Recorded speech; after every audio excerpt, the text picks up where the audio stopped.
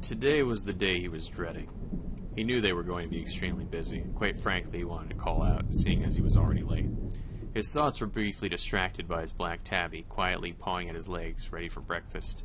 He made sure to fill up its bowl before he dashed out the door, returning twice to grab whatever he forgot the first few times. And then he was off. He breathed a sigh of relief as the last customer left. It had been the best sales day of the year, and they were obviously going to celebrate. He had been contemplating going on home, but he needed to unwind, too. He had no serious obligations the next day, so he could stay out as late as he wanted. So when they asked, he happily agreed to go with them. He couldn't open his eyes. He was barely conscious as it was. He slapped lazily around until he managed to shut the alarm off, before he rolled onto his stomach and buried his face into his pillow. The door creaked as a black tabby walked in and jumped on his back, where it curled up close to its head. The hot breath in his ear lulled him back to sleep. The doorbell continued to ring. He crawled out of bed and made his way to the front door. It was his next-door neighbor, a kind woman in her late 70s who still worked. She was in her business suit, holding a trash bag.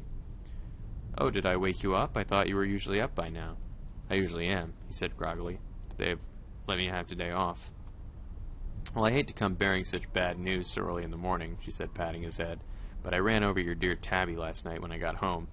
I came straight over to tell you, but you weren't home." He stared at her for a few seconds before their silence was broken by its footsteps.